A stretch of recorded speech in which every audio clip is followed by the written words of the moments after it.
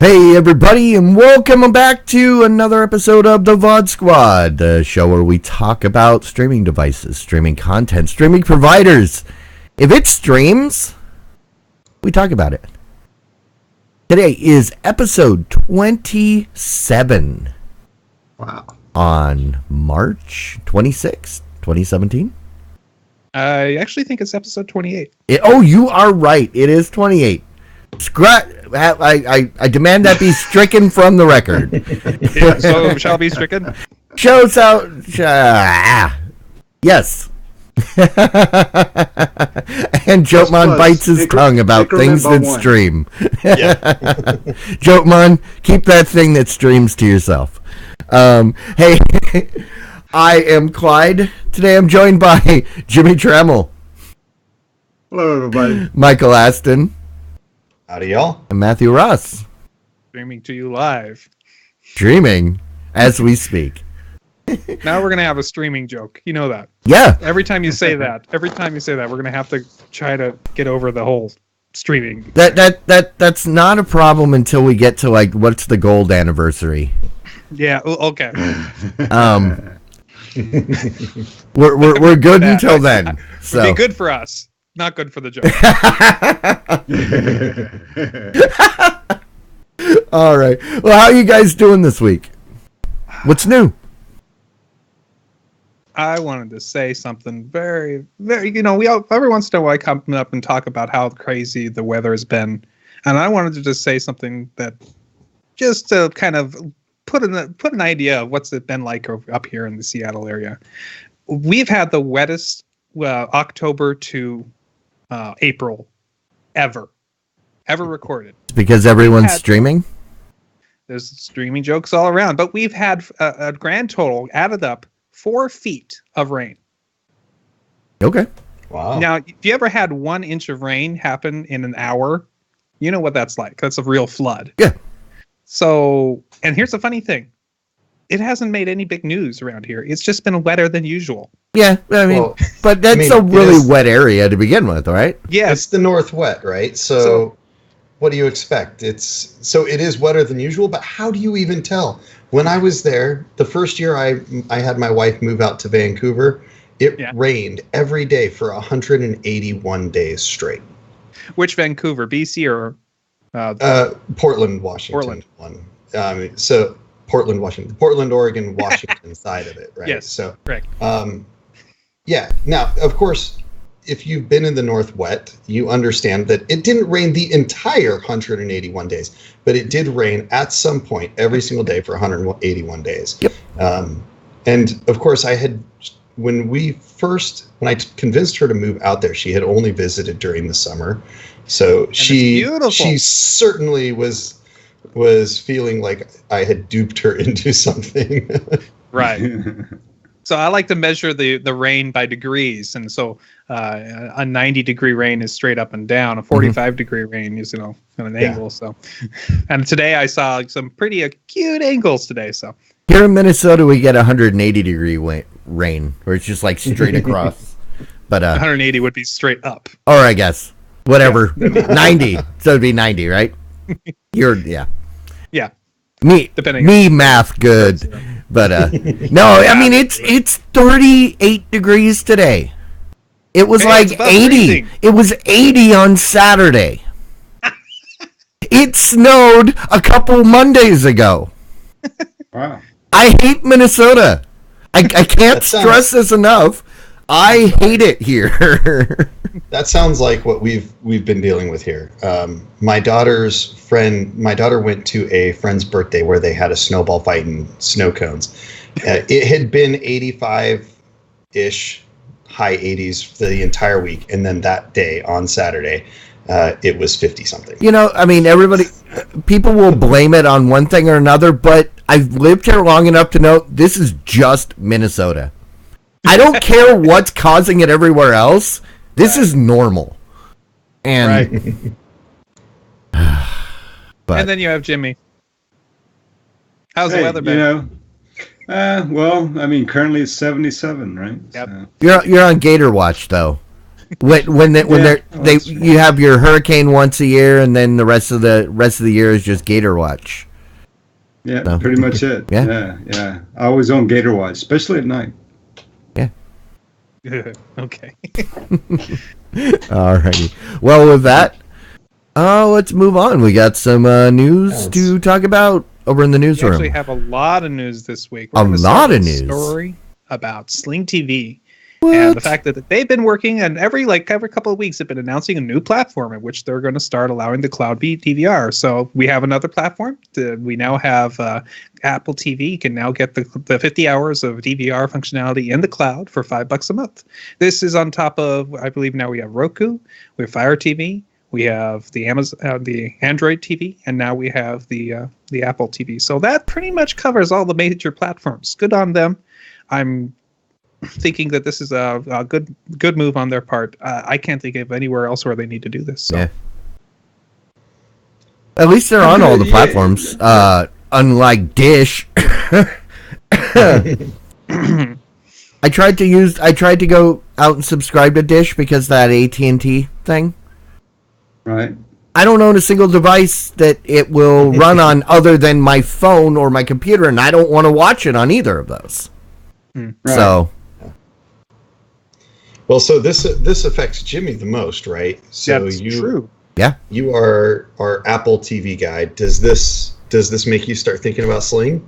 Well, yeah. I mean, as you guys know, right at the first year, I officially cut the cord. Yep. Right. I went with the fiber internet service, and I had to leave the cable company to do that, and will probably never have cable TV ever again. The cloud DVR, and I'll be honest, I've not used that service on any of the services. I've not tried it out at all. This does interest me. I may give it a try to see how I like it.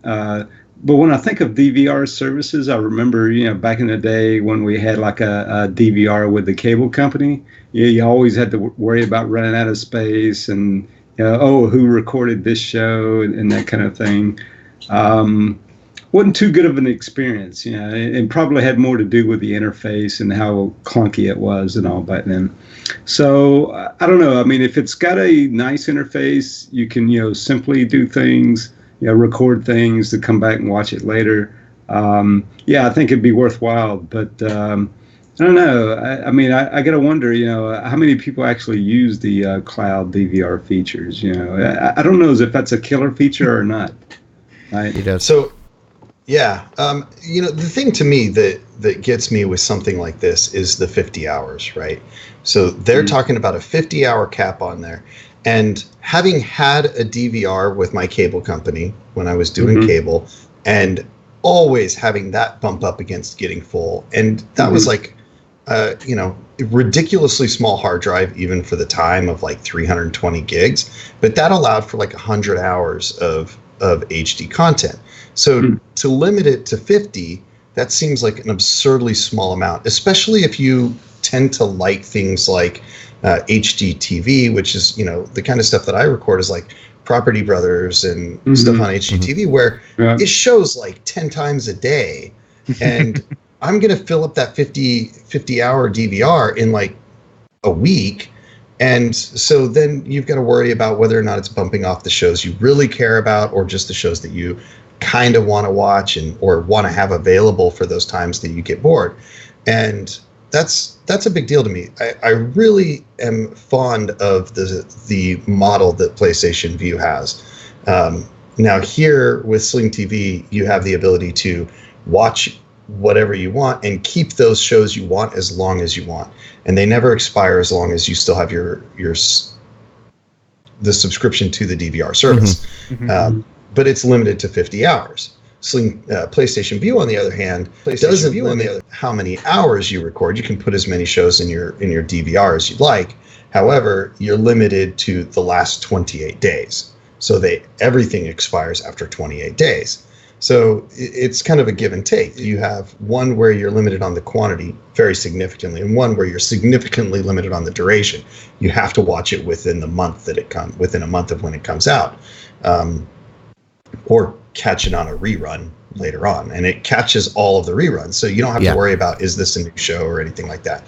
So I'm very fond of the PlayStation View model. It's working really well for me, but it's not to say that this won't work. I think a DVR is an essential feature. I would not consider it without, just because skipping commercials. Like, that's why I DVR, is to skip commercials largely. Well, and that's an interesting point. I mean, to me, I don't know.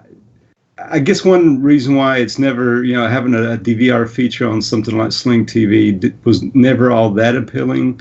It's interesting, but just not that appealing, because, I'll sit there and do a little quick calculation in my head, right? And say, well, okay, so I got to pay $20 for the service, another $5 a month for the DVR feature. I already subscribed to Hulu anyway. Yeah. And so, if I didn't subscribe to Sling TV at all, the few shows that would fall through the cracks of the services that I have, well, I could buy a couple of season passes for that, right? And then probably still save money to boot, right? So that's kind of the way I look at it, and all. So I mean, if I was somebody that watched a lot of live television, now an exception to that might be during, like, sports, of course, football games, basketball games, that kind of thing, right? Yeah. But but just day-to-day TV shows, and not so appealing, right? Yeah, it's one of those things that if there's something that you really want to watch and you're not able to stream it on demand someplace, then DVR. Perfect. Yeah. For me, But also, if you can fast forward on the DVR, then that will trump on demand as well. If for places like AMC, FX, Sci-Fi, where they force the same commercial down your throat on repeat, that is beneficial. But if you don't have that fast forward, then it's just on demand. Right.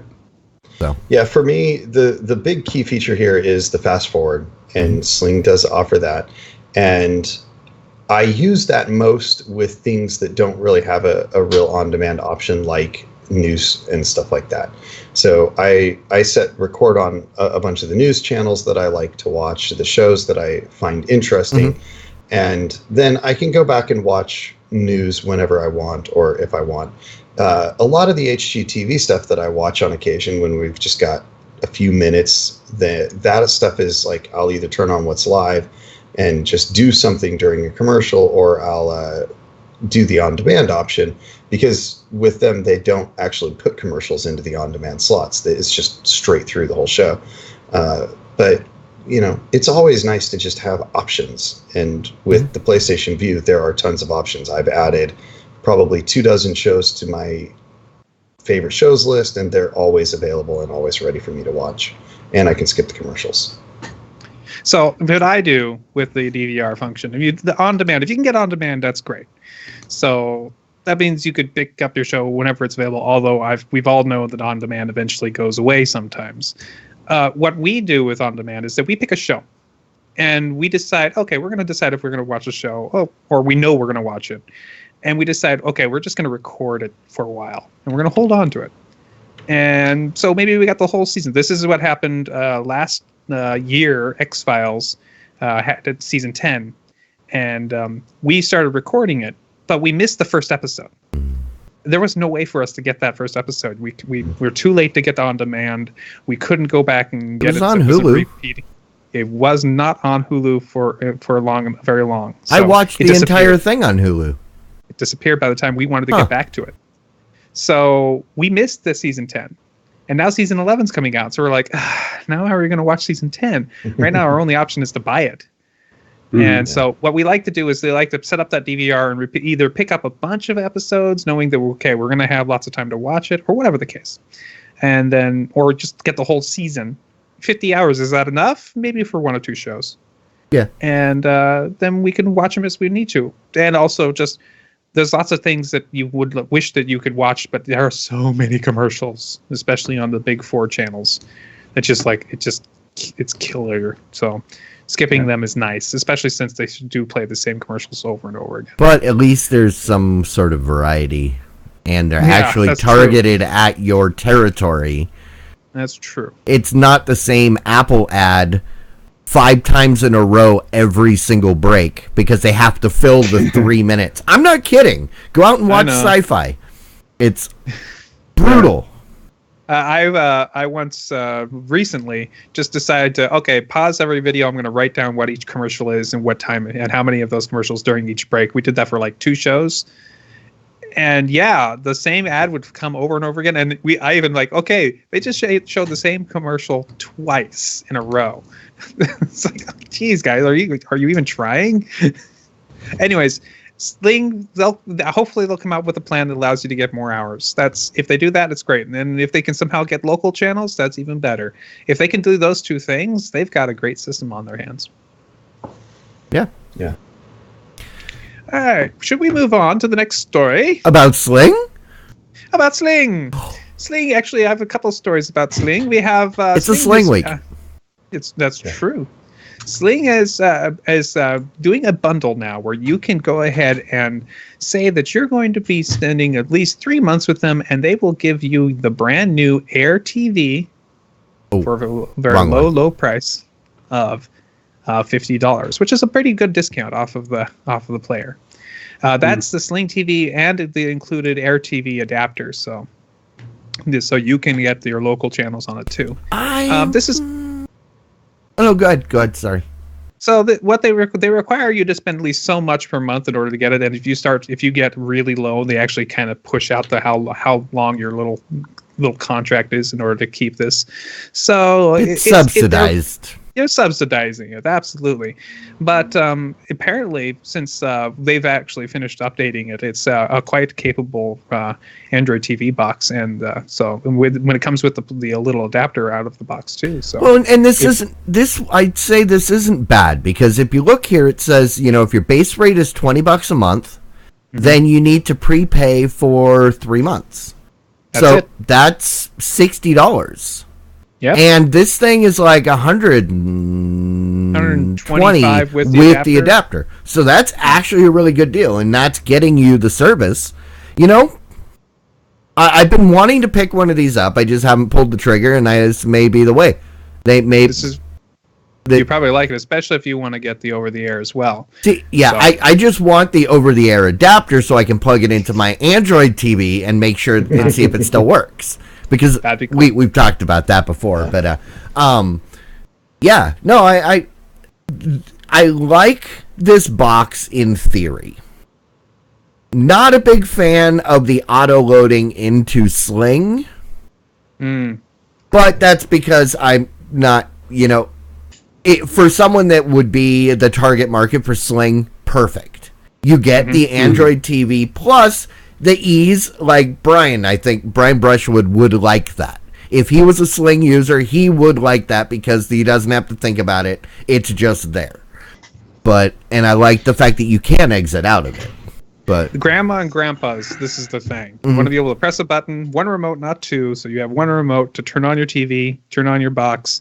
You have a Find My Remote button. This is so for grandparents. Yep. And it goes straight to the channel you were watching before on Sling TV, and you can flip through the channels.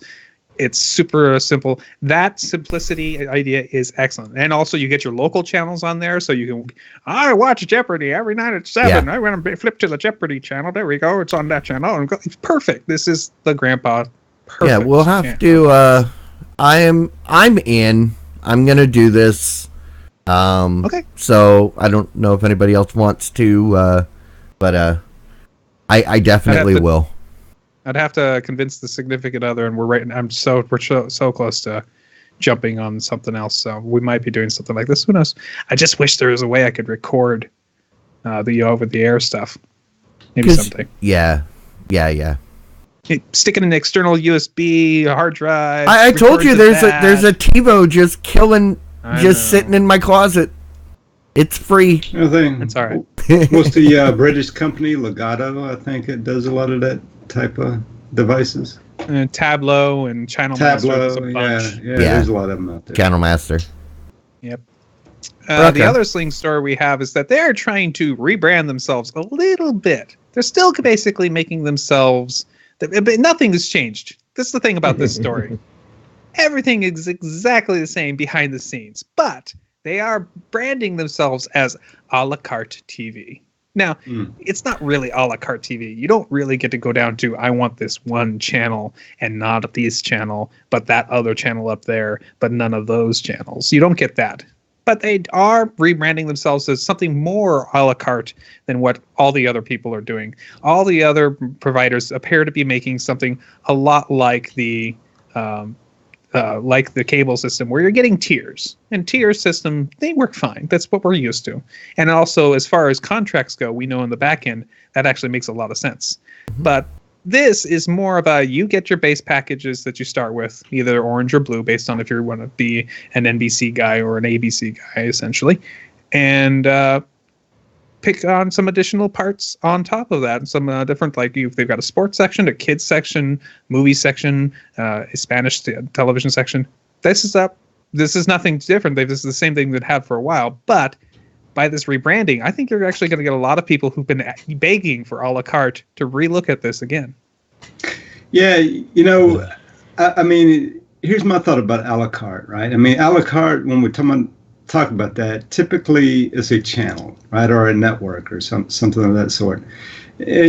My opinion, the ultimate a la carte would be, okay, can I pick these 10 TV shows, right, for the season, right? Regardless of network. Can I pick these 10 TV shows for a monthly fee or something, right? I think they call that, like, for your case, Apple TV and just buying the season. Yeah, season passes. See, yeah. Or you could do it on Amazon, either one. Yeah. Right, or Google TV, or there's tons of them that can do it now. I've never understood the appeal that a la carte seems to have to people in this context. Because anybody that has ever eaten at a Mexican restaurant knows that, yes, if you order off the a la carte menu, you can get your 2 enchiladas and just the rice, but it's going to cost you more than if you get the platter and just don't eat the beans, right? Just don't touch them. Who cares if they're on your plate? And I don't get it. Bundles are always going to get you the best deal. But, yeah. Yeah, I mean, I think ultimately, like, the idea behind a la carte is that you get to pick the things you want, and you're only paying for what you want. But you're right, the price goes up, and so you ultimately end up paying more for each item. And the likelihood that you're actually going to save money in total and still get all of the channels you want is very small. Case in point is the fact that Sling TV is rather inexpensive at $20 a month for their base package. Now, that's cheaper than any of their competitors. It is a smaller package. So while I think that it's kind of a silly rebranding, because it's still not a la carte, and it never will be. And it's really not all that much different than what you're getting with every other service, including Time Warner and Cable One and Comcast. Their packages are just bigger, right? So their base package is just bigger. And that's all that Sling has. They have slimmed it down to a much smaller package, which makes the price much smaller than anybody else. And then you add on more and more to get to where you want to be. But you still don't have the ability to add on individual channels aside from the 3 key premium channels, or maybe it's 4 or 5. But case in point, HBO's Showtime, Cinemax, whatever. So it's not really a la carte. It's kind of a silly rebranding. You may be right that some people are going to kind of look back at it again. I don't think very many people are going to be duped. I think people are going to look at it and say, this is still the same as it was. It's not a la carte. But, it might help them a little bit. I think it's kind of silly. Ultimately, it's a small package. That's what they should say. We've got a small package.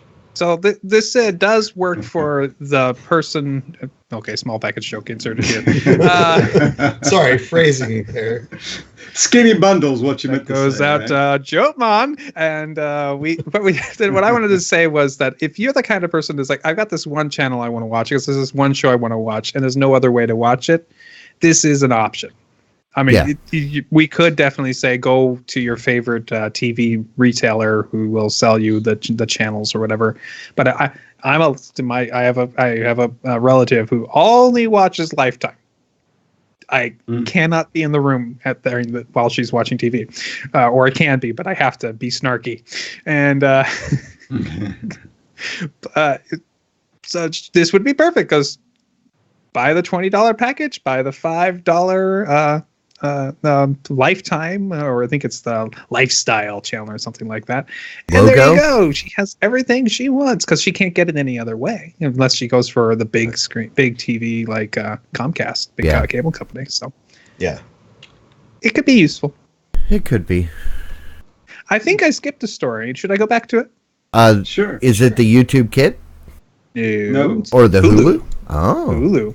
It's a really short story. Essentially, they have officially stopped the beta, which means that they are just about ready to announce that their new service. We'll be expecting Hulu Live or Hulu, whatever they're calling it, the new Hulu, to be coming out the 1st of April, not April, May.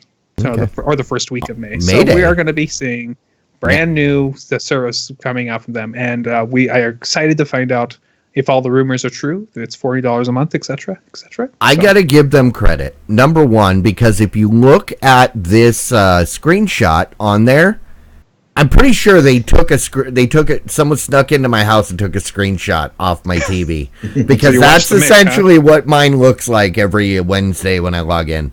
But I also want to give Hulu some mad props because about a week or so ago, in the wake of the April Fool's Rick and Morty Mulan Szechuan sauce thing that was going on, you guys know about that, right? No, I haven't heard about this. Well, it was like, yeah, but I'm not going to get into that. But what was funny was I popped on into Hulu the other day, and the big ad right in the middle, the recommendation was Rick and Morty. And then I moved to the side and it was Watch Mulan. They jumped right on that bandwagon. So there was a thing in Rick and Morty where they were demanding that McDonald's bring back the Mulan Szechuan sauce from like 98 that nobody's ever heard of. And it became this big thing. And then Hulu, I got to give them credit. They caught that, and I don't think many people caught it. I was just flipping through, and I went, wait a minute. Rick and Morty, Mulan, Rick and Morty, that's not an accident. So, yeah. We have more news, which is YouTube Kids is coming to smart TVs and other devices. Good news. We're going to be, Michael, you can go ahead and get it installed on your LG TV. You can now let your kids watch YouTube Kids all day long. My kids are now too old. My kids do have YouTube Kids on their tablets. And this is interesting because it is nice that they are providing the service, I think. And it's also a sign that I picked a good TV, right? I'm getting, it's easy for them to roll out to the web OS. And so I'm able to get this functionality pretty easily. However, as you continue to read this particular article, they talk about some other relevant features, put in quotes, features of YouTube Kids. And it's basically, a good percentage of YouTube Kids is just basically free advertising for toy companies, right? 50% of it maybe is that's the only reason most cartoons exist. Videos. Yeah. Yeah. So, but at least cartoons make a pretense of a story instead of just people, two hands on screen opening up little toys and then showing you, oh, look at this little pony I found in a blind bag. Which one's it going to be? You've been watching my daughter's YouTube channel. Yeah, my camo kids love working well. My kids love My Little Pony, so watching people open My Little Pony toys is enjoyable to them, which is a little ridiculous, and it definitely kind of adds to the consumerism aspect of it. So, the guy that wrote the article proposes that this might be a good way to convince them that they need to do their chores so that they can afford to buy all those things that they want to see. And hey, you know, maybe that's an approach, but it definitely, you know, there's been some research that indicates that people that watch commercials and see a significant amount of ads tend to be more, I don't remember the words that they used in the research studies, but basically they want to buy more and they focus less on other people and other things. In other words, they become consumerists and superficial. So having them watch nothing but ads for however many hours a day you allow them to access it is potentially concerning. Okay, so that's my soapbox, and I'll jump off. Oh, it's okay. I my son also loves YouTube Kids, so he's not allowed to use it except for during the weekends, which is how we basically limit him. Okay, it's the work week. You don't need to be watching YouTube Kids. Do something else. You know, he plays games. He watches Netflix Kids. Which there's two things I want to point out to your observation. One, we have G.I. Joe and we have Transformers. He-Man. I mean, just pick whatever. Voltron. I mean, all kinds of things that were designed to sell toys. Yeah. Teenage Mutant Ninja Turtles. True. I bought those. Yeah. So and that's, you know, so just as, that there's a little bit of problem there. And the other thing is, do you ever watch any YouTube videos or anything like that on product reviews? Yeah. Hey, I don't deny that this is a common thing, right? Right. Like product reviews, product openings, and stuff like that. It's not, and I'm not saying that these are strictly prohibit. My kids watch them. I don't prohibit my kids from watching them. I'm just saying it's something to be conscientious about when you do let your kids watch this stuff. Absolutely. You know, and I'm not trying to make you feel bad. I'm just saying, the people who are saying that this is the worst thing ever need to realize the irony of what they're saying a little bit.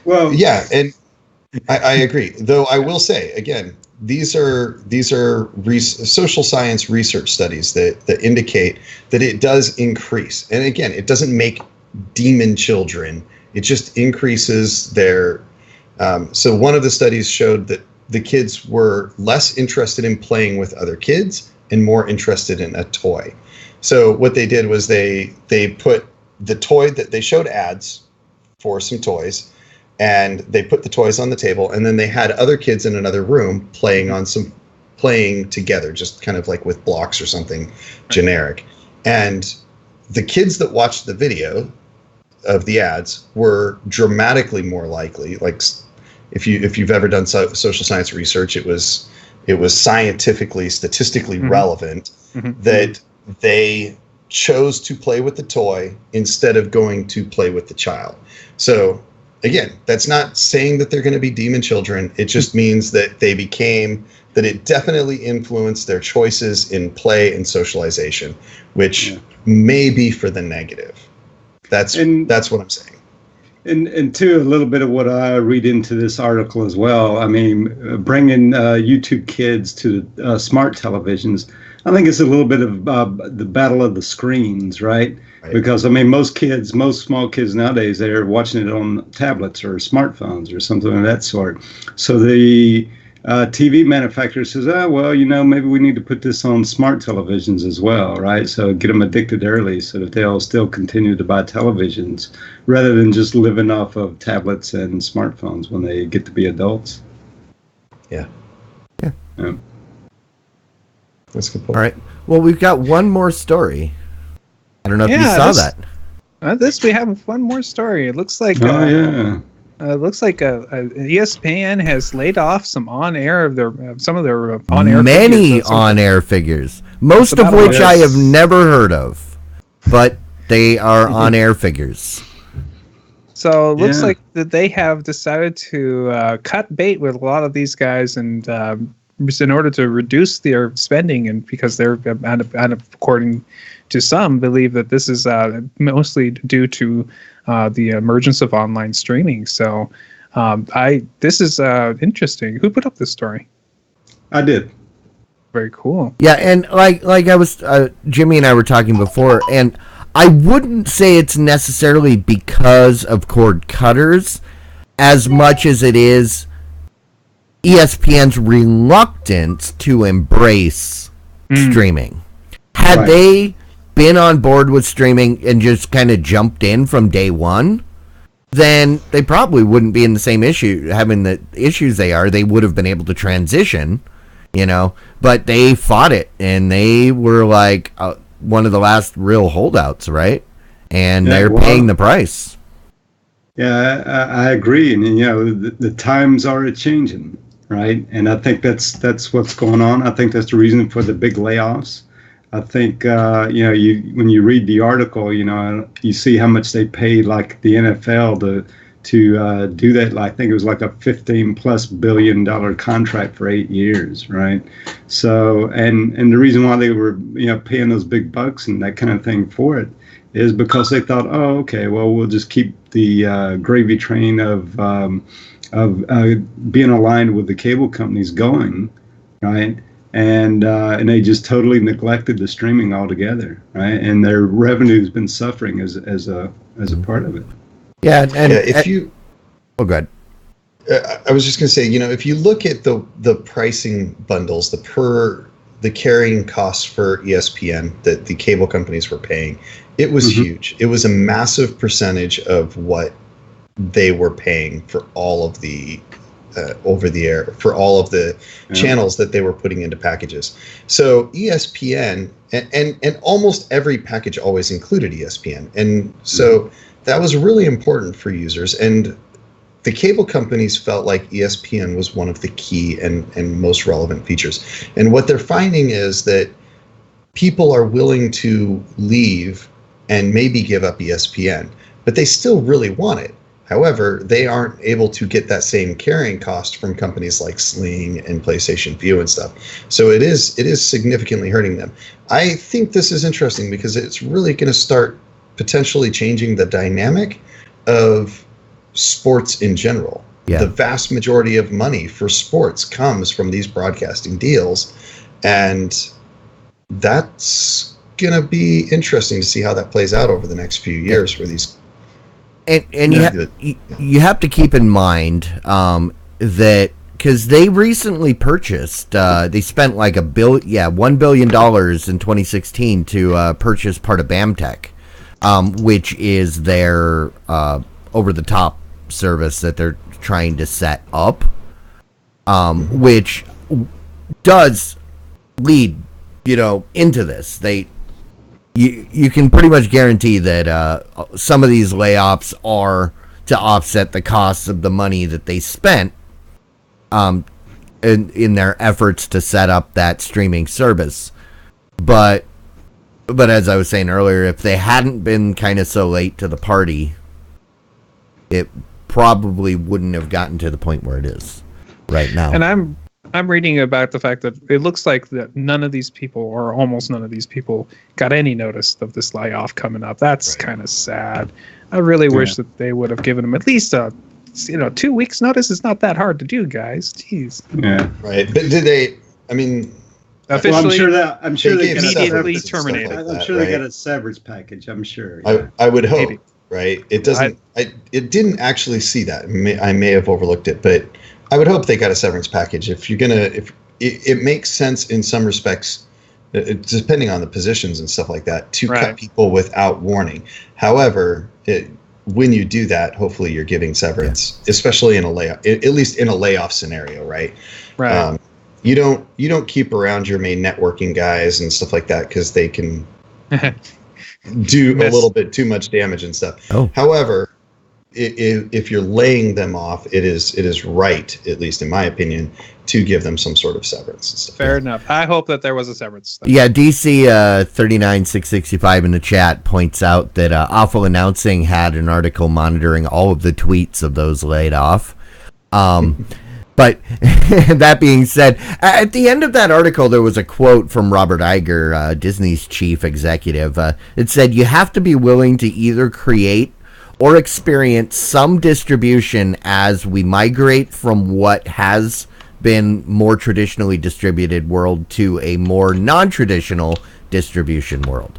So, and and some of that we're going to end up doing ourselves, meaning that we understand there is disruption, but we believe that we have to be a disruptor too. So there's We got one problem about all this though. We have a bunch of talented people who many of them are very used to talking into microphones. We're going to be flooded with new podcasters. Yeah. That's right. We're still not to the point where podcasting is a legitimate art form. And I don't know if I'll ever live to see that day. So. Yeah.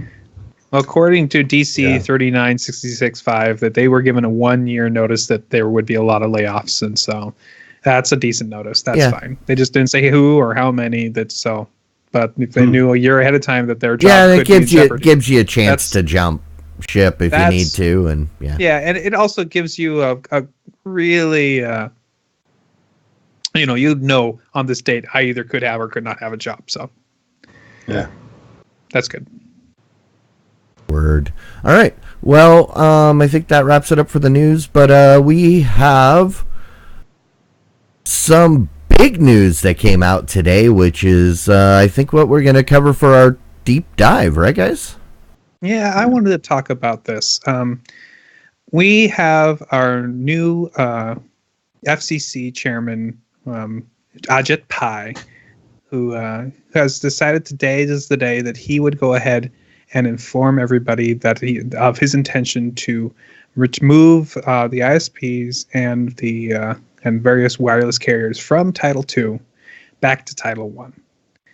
And he's got some basic information about it. Some very, he says he's going to have the full details coming up tomorrow, apparently, about what they're going to be doing. So now is where we're going to see some interesting. We're going to have a lot of discussion. So what's going to happen is he's going to release his paper with all the details. I believe on May 18th, they're going to have a vote whether or not to go forward with this. And then after that, they're going to open it up to the public like they did like 2 years ago. Yeah. For everybody to comment about this idea of what should be and should not be in Title II of the FCC.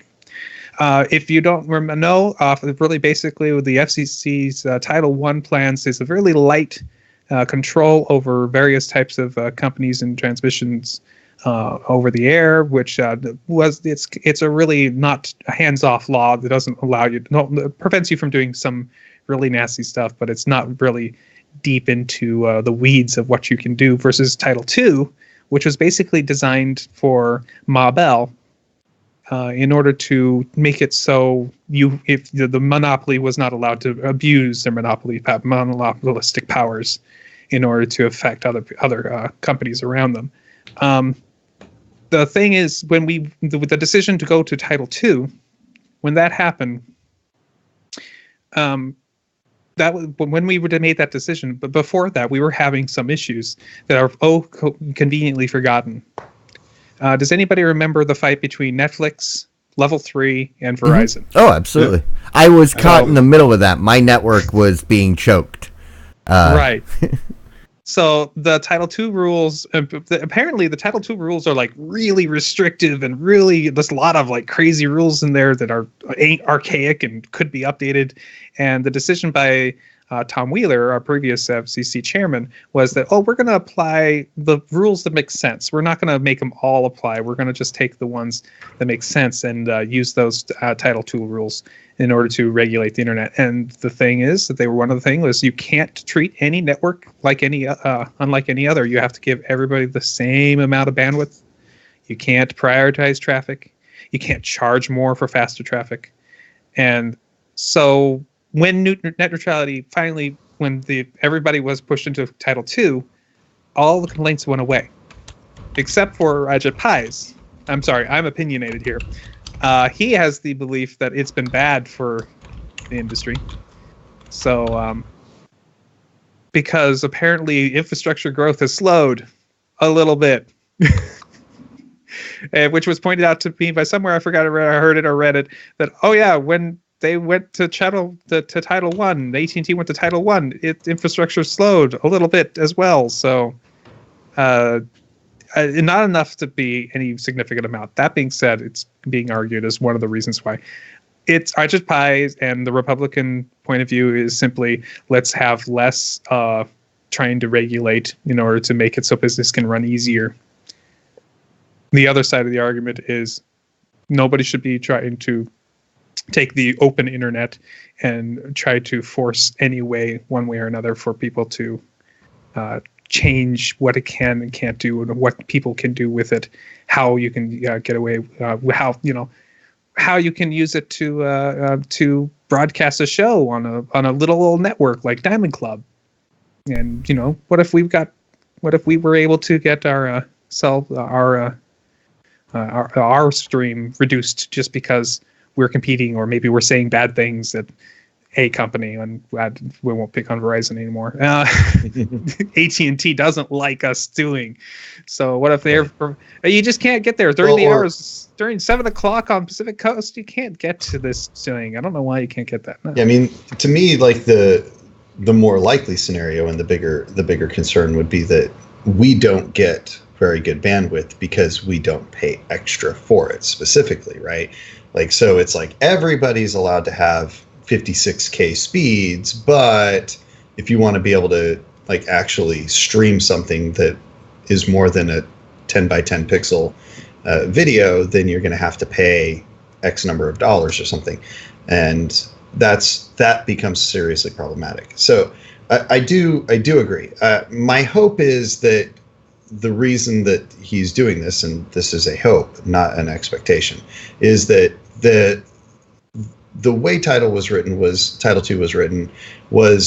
fairly loose. There was not a lot of structure to some of the things that were in there, and so it wasn't necessarily a clean structured bill and stuff like that. So it is entirely reasonable to think that there is improvement. And in fact, I wouldn't say it's entirely reasonable. There's absolutely improvements that could have been made to it, and it could have been done much better. That's not to say that that's what's going to happen, but maybe some hope can be held out that some things will be better and more laid out, more structured. That's what I was saying, is because right now there is no guarantee that anything is going to change. Basically, they have said, we are going to bring this back out, take a look at it, make some tweaks, and see what everybody thinks. And that doesn't mean anything's going to change. And could they make this better? Potentially. So the argument is that really nothing's going to change either way, because if Title I, it was not huge changes, and in Title II won't be huge changes. What's going to be good changes is competition, and nothing here is making competition more prevalent. So I've not. I mean, just speaking personally here, I've really not seen any difference. I mean, up until this year, the only choice I had was my cable company for internet service. That's it. There were no other choices really. And this year, finally, AT&T decided to offer fiber service in my neighborhood. So I finally had a choice, right? And it took them all this time to do that. I'm not sure exactly what the answer would be, right, to give it, because we all are clamoring for better service, right? Give us better service, give us more choice, right? And almost nobody has a choice, right? I mean, most everybody has one, maybe at best two choices where they live, right? That has to do with the monopolies that were granted in order to build the infrastructure.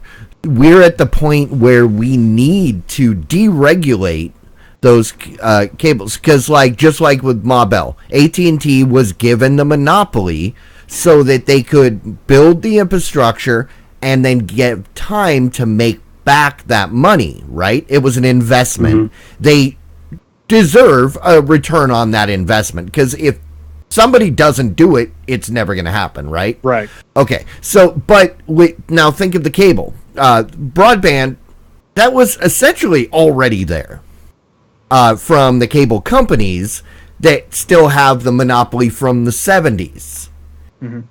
That needs to be deregulated, just like they finally did with the phones. Was that in the 90s, late 80s, 90s when they finally deregulated phones, DSL. and then you got that influx of long distance carriers, and DSL was available from any provider over your, and that's what needs to be done.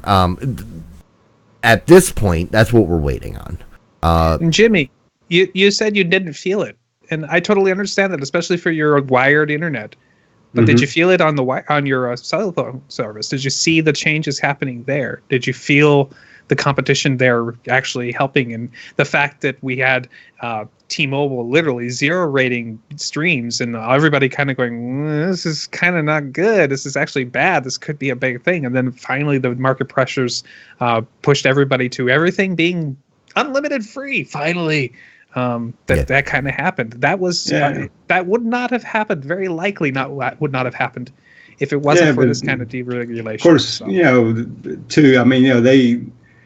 T-Mobile and AT&T were to merge. The government said no, and so AT&T had to pay T-Mobile a bunch of money, millions of dollars. Didn't hurt at all, did it? Yeah. So I kind of think that kind of springboarded T-Mobile into heating up the competition, and I think it's been T-Mobile that's changed that mostly, right? Not to say that, not to say that moving it to Title II did make a difference.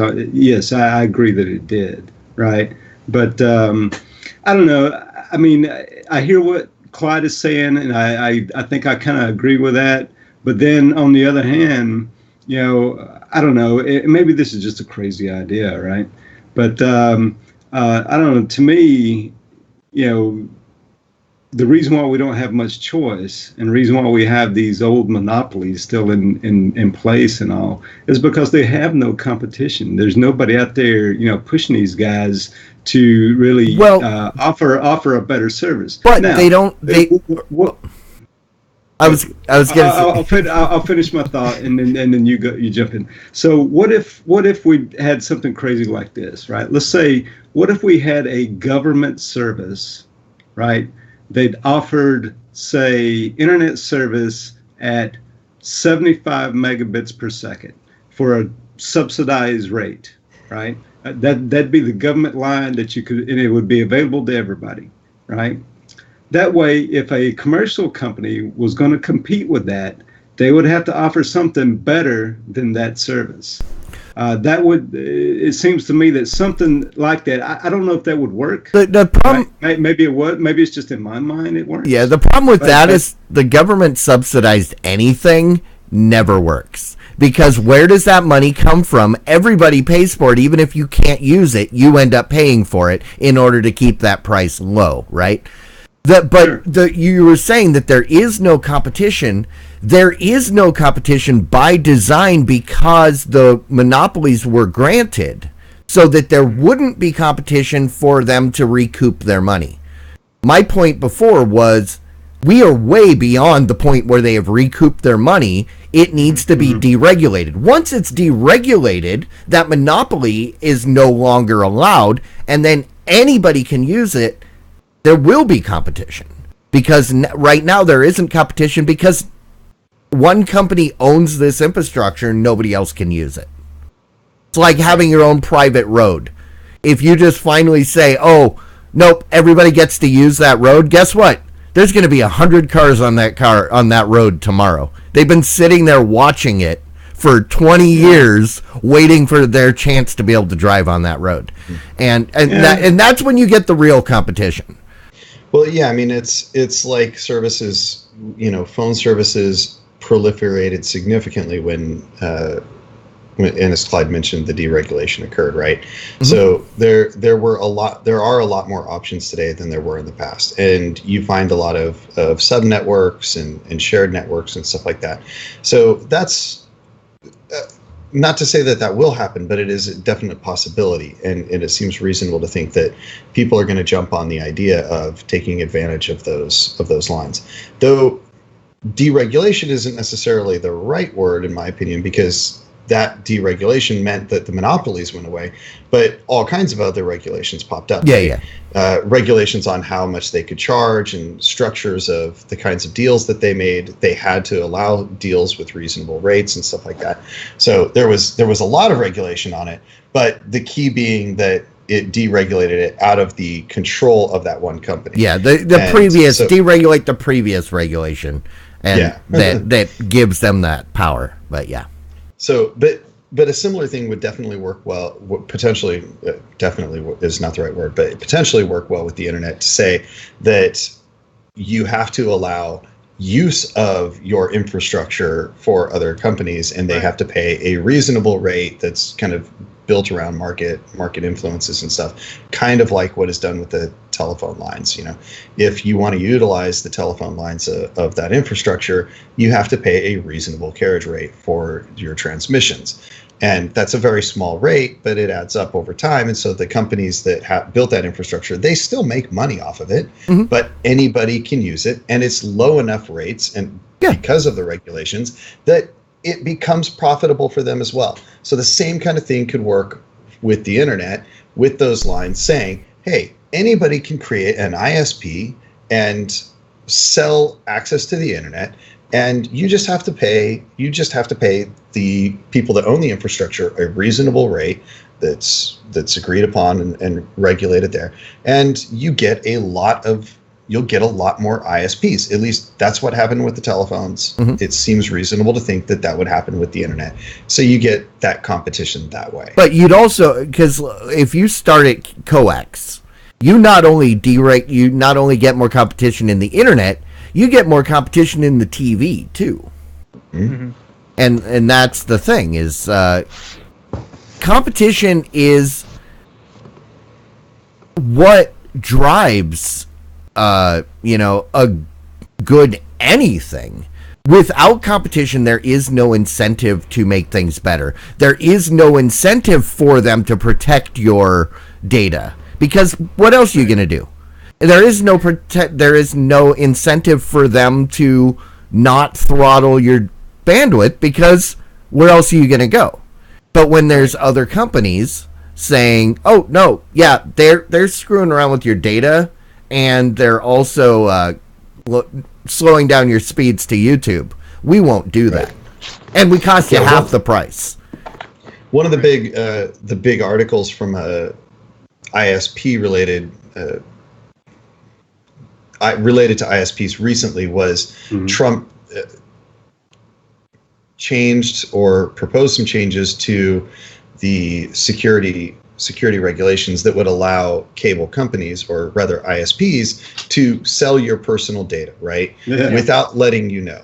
So that's an example of the kind of thing that, as Clyde mentions, all you do, you open up something like this where you can have lots of ISPs, and then you start getting ISPs that say, look, we'll enforce HTTPS on all connections and not allow connections that aren't HTTPS. We're going to forcibly remove all trace of your transmissions.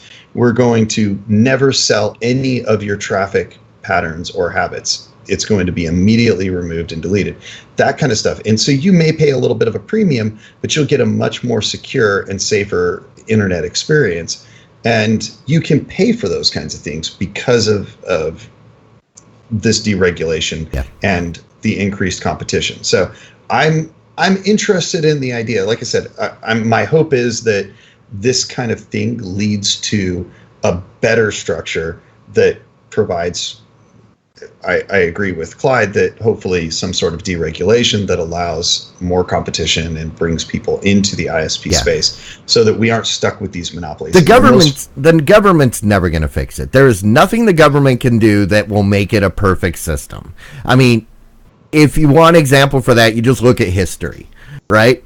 All of the best things are typically created by private sector through competition.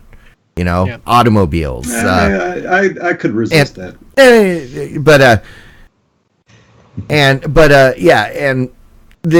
This is just another place where competition. We just need competition. Right. I would put an amendment on what you said. I don't necessarily agree that all the greatest things are created by private companies. I think that when things become great, it is when private companies are allowed to exercise in that domain. So, for example, the internet comes from government. It comes from the military. However, it didn't become an amazing thing until it was allowed to become utilized by by just about anybody that wanted to in any way they wanted to. And obviously that's not totally true, but they opened it up so much, and that increased competition. And then as people came in and started taking advantage of that, that's when the internet really became an amazing thing that has all of the awesome stuff that we experience now, like us doing these podcasts for a very reasonable price. Sure. So that's, to me, I agree with what Clyde said with that minor caveat. And I meant most, not all, but most was the word that should have had the emphasis. But yeah, and I agree. I mean, competition is definitely good, right? And that's definitely going to give us the kind of service we want, right? But and I don't know, I mean, why hadn't I don't know. I guess I get a little disheartened when I look at all the countries throughout the world, and the United States is like about number 30th on the list of having the fastest internet. That kind of thing. But that's a trade-off, because we also don't have the censorship to the level that a lot of countries do. We don't have the big data walls that prevent you from going to specific websites like other.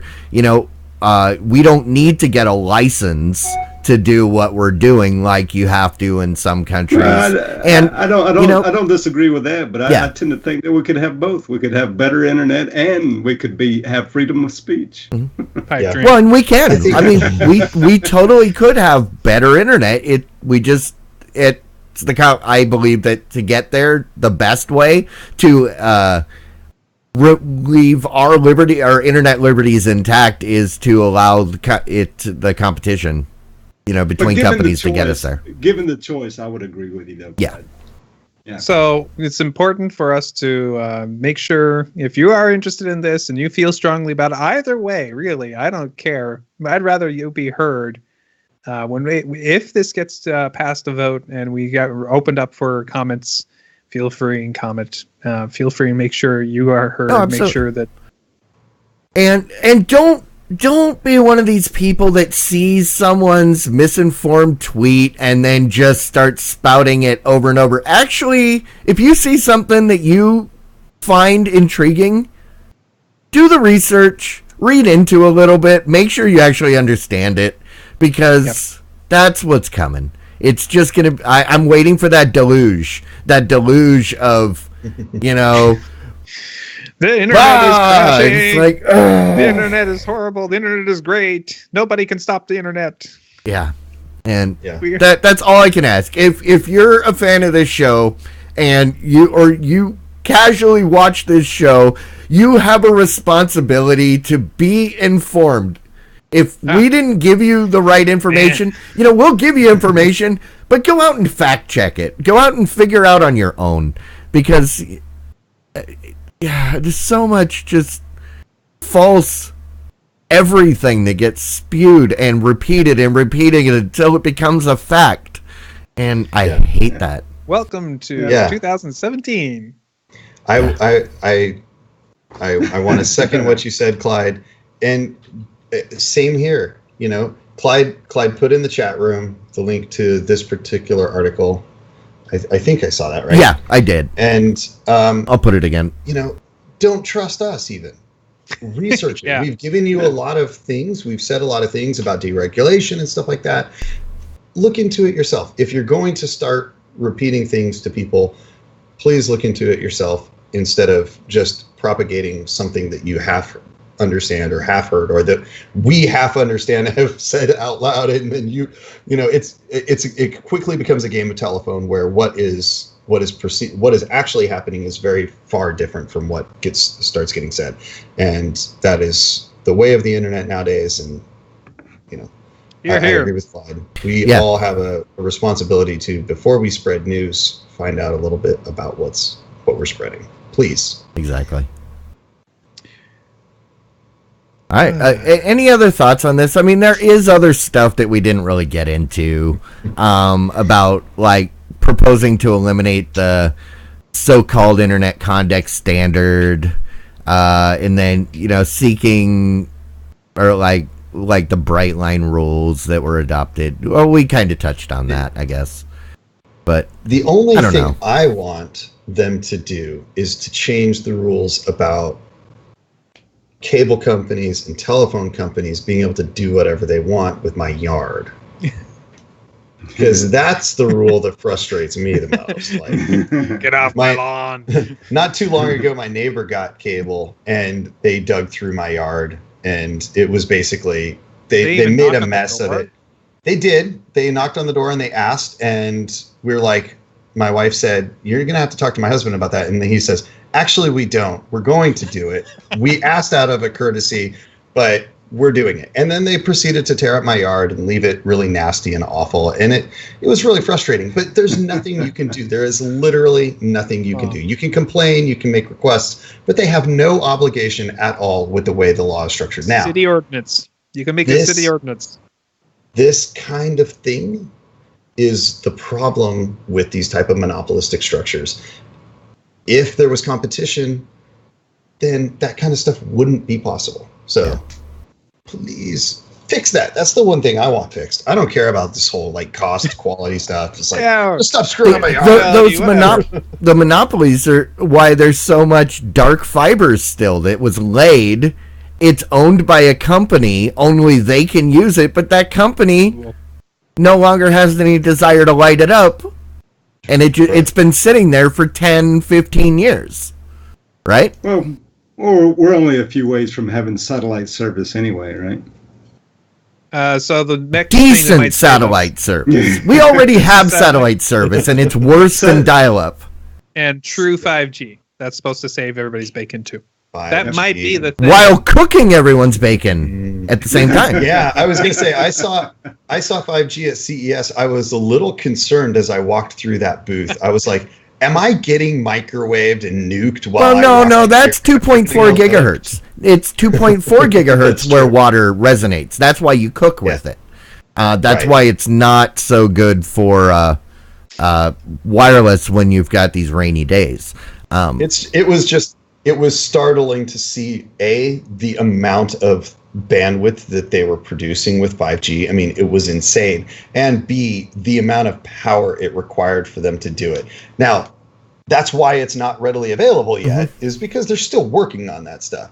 But they had huge generators just for a single a single antenna. And that's what they've been using for satellites for ever. Because in the vacuum, they can send so much data from satellite to satellite effortlessly because of the vacuum. But once you're down here in the atmosphere, you've got, 1 mile limit? I think it is 1 mile, something like that, 1.5.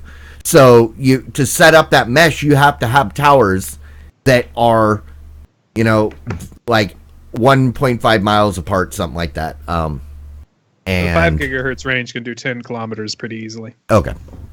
So, yeah, get around that backhaul with 5 gigahertz range and other higher ranges, I'm sure. Yeah. So it might be the saving grace because nobody has a monopoly over the air. Well, actually, people do have monopoly over the airwaves, but 5G, FCC. That's true. I'm thinking about it. People will be buying all that. Yeah, people own the spectrum. Yeah, that's true. Okay, it's all coming back.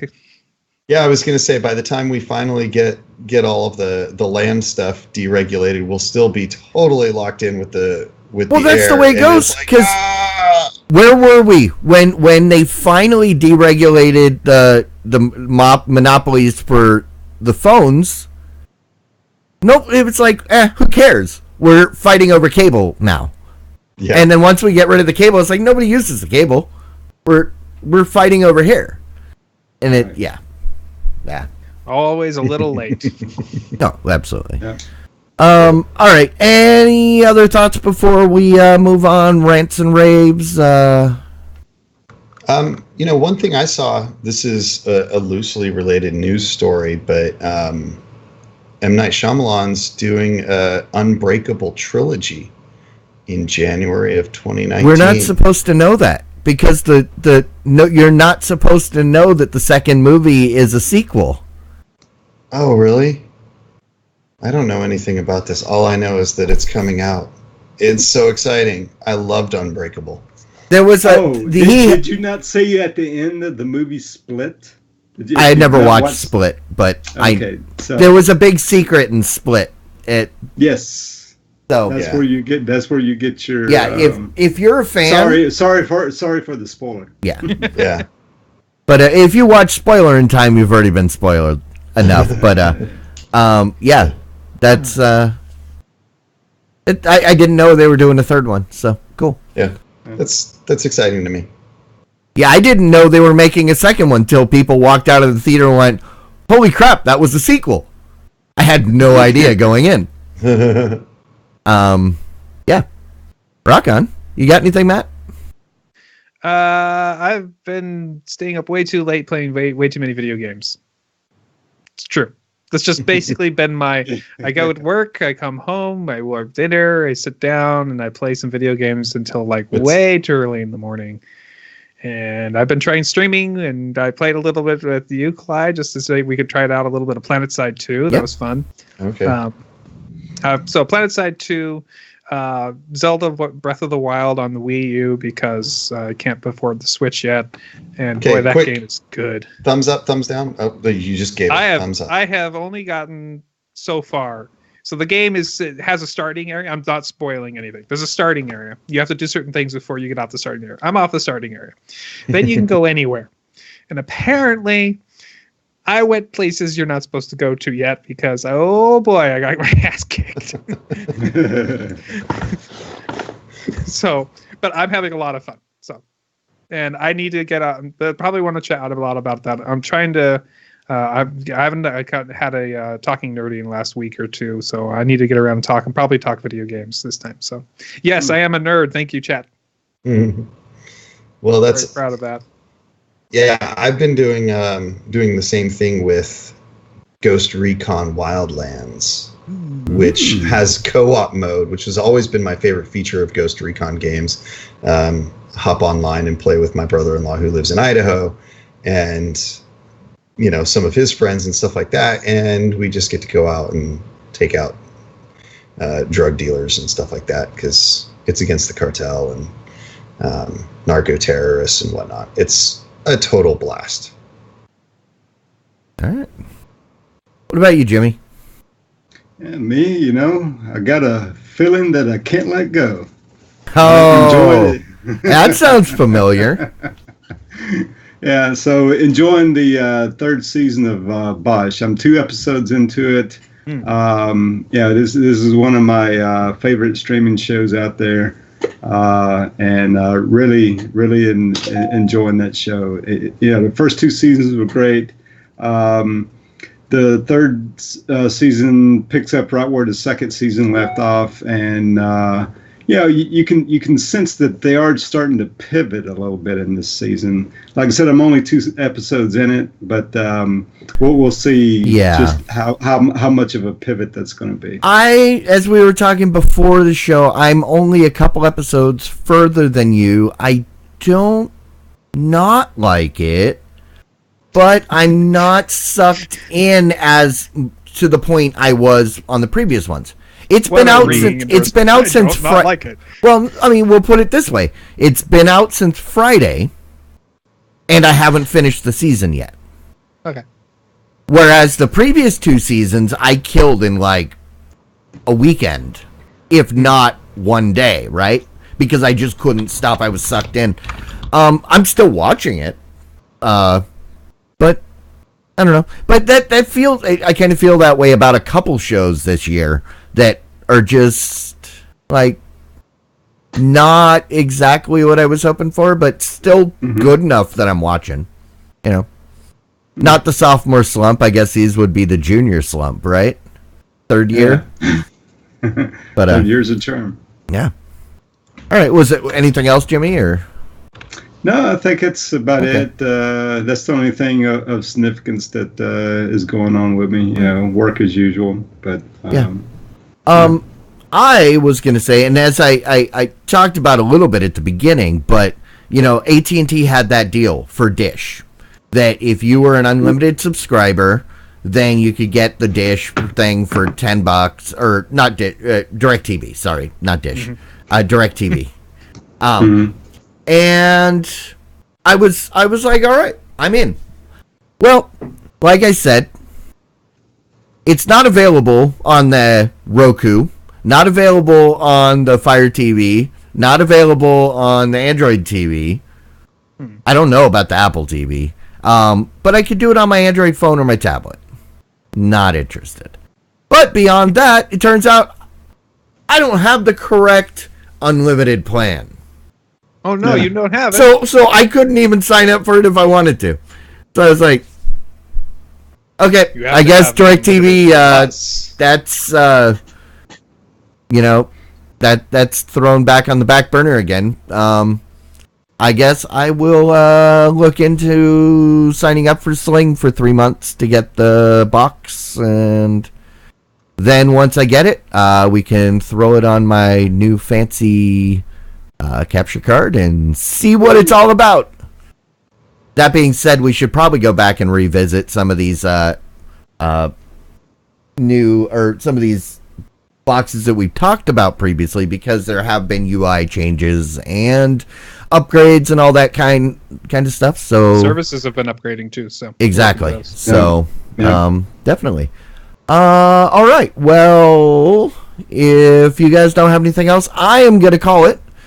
Thanks everybody for hanging out. Jotmon Fitz, DC 39665, whoever you may be. Hope you guys come back again next week. We are here every Wednesday, 9 p.m. Central, now on Channel 1 on Diamond Club TV. I know, we didn't even mention that. We're number one. We're number one. We're number one. All right. Yeah, we'll be back next Wednesday. Otherwise, you can check us out on Twitter at The VOD Squad. Also on YouTube, go subscribe so that we can get that vanity URL. It's been a while. We need subscribers. If someone wants to hire some subscription bots in India, we won't stop you. Chinese children to click the button for us. Yeah, exactly. But it's like only like $3 for 300 or something. Yeah, like that. All we need is 100, so that's a bot. I know. If it's I don't dude, know. I think I might have $1. I can't find my where. Yeah. Although if we do it, then they could take down our channel. If somebody else does it, it's not our fault. Okay. Yeah. All right, liability. Until then, hey, there's the link in the chat room, and I think that is it. So everybody, thank you so much. We will see you next week. Diamond Club hopes you have enjoyed this program.